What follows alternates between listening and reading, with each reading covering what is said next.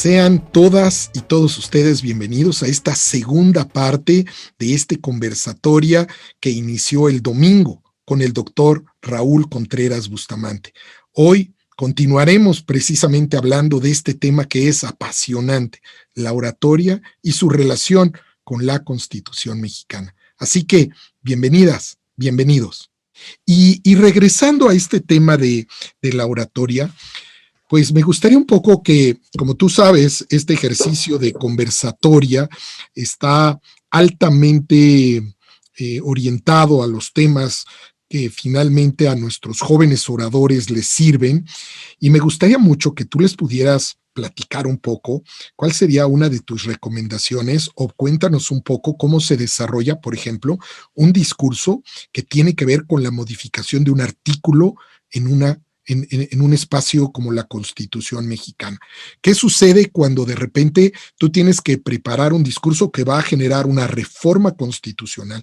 ¿Cómo llamas la atención de una comisión de asuntos constitucionales a partir de una iniciativa que trae tu grupo parlamentario, en fin, etcétera, para llamar la atención con un discurso poderoso, con mensajes bien cimentados, pero que además pues reflejen esa intención de modificación?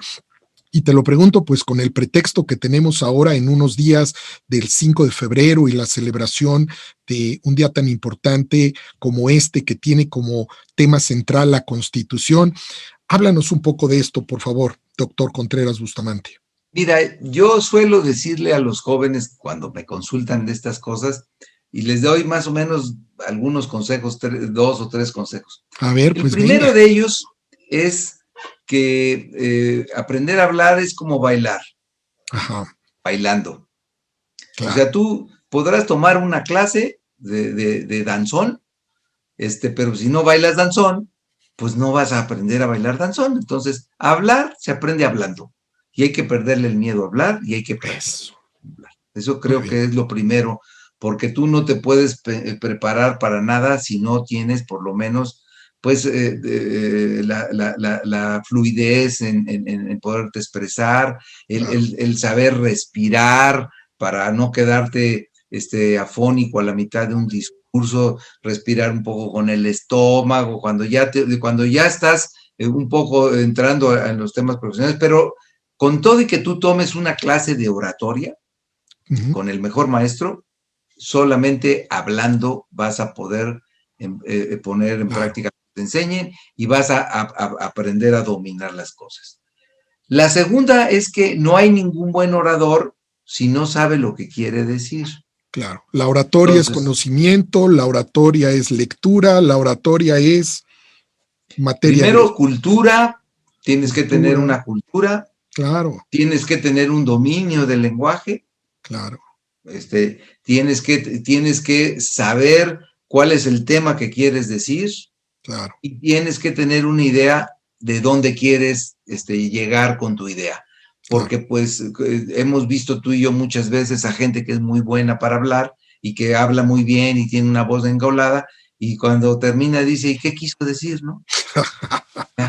Y además hasta cuando utilizan palabras demasiado gariboleadas y todo, sí, y no dicen nada, dice uno, bueno, pues nomás nos hizo perder el tiempo. Entonces, lo segundo es que tú no puedes ser un buen orador si no tienes una cultura buena y si no sabes qué quieres decir.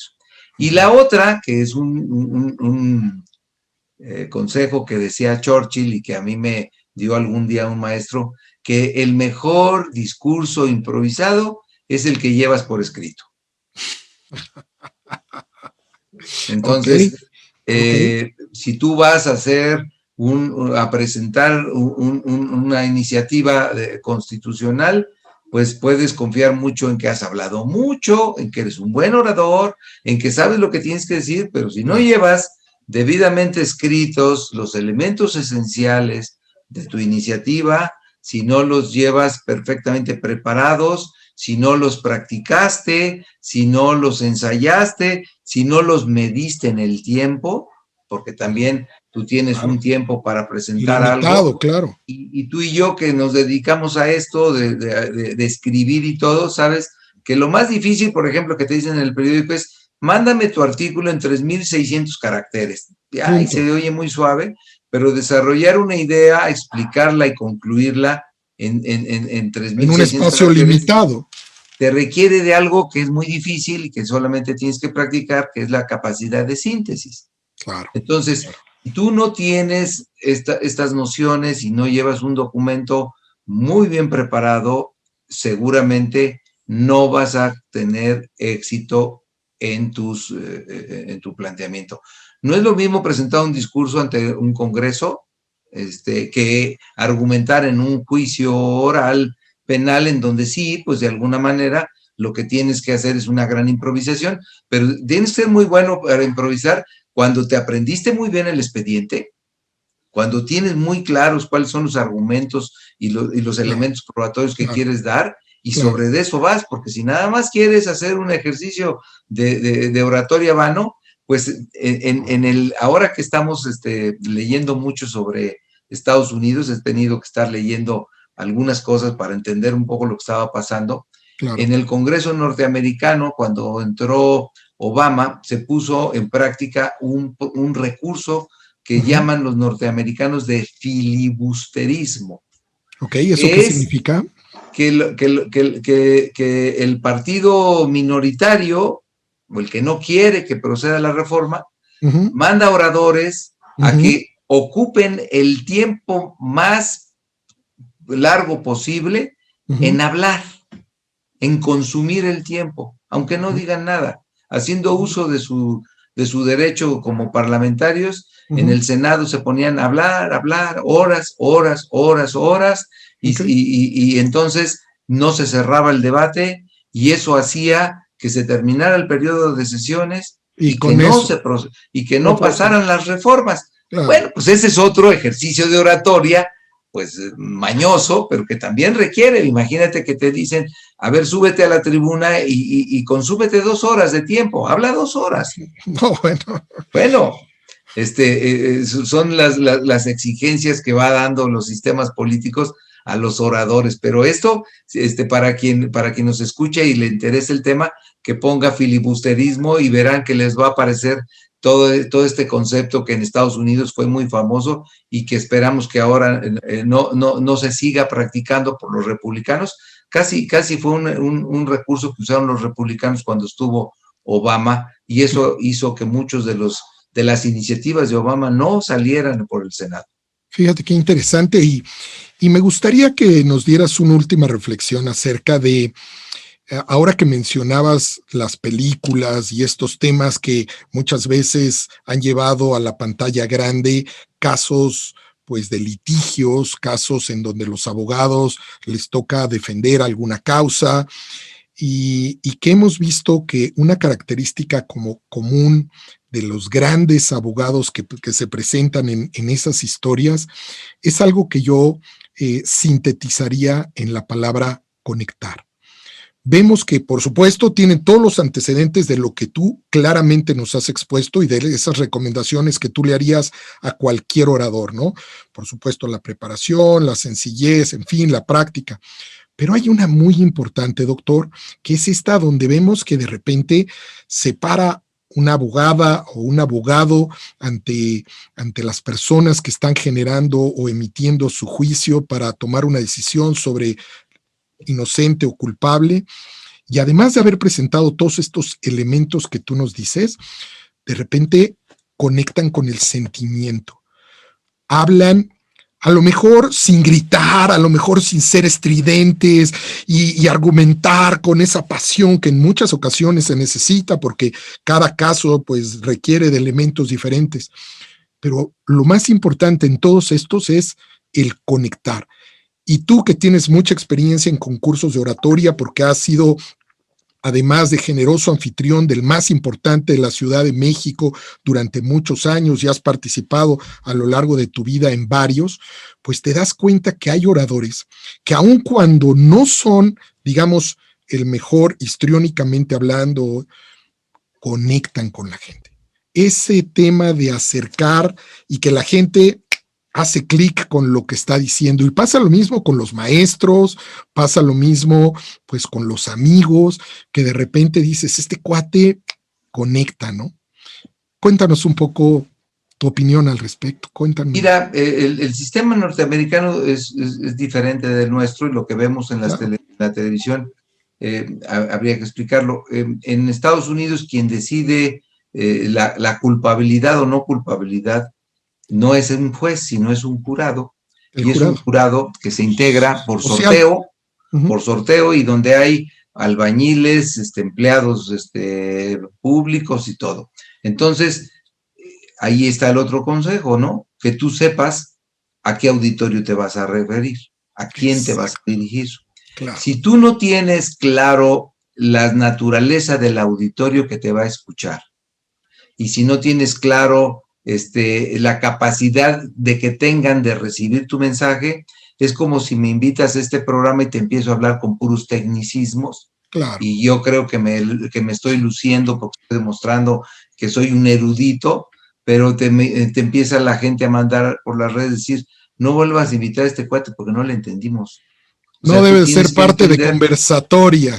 tú tienes que entender a qué auditorio te vas a referir. Claro.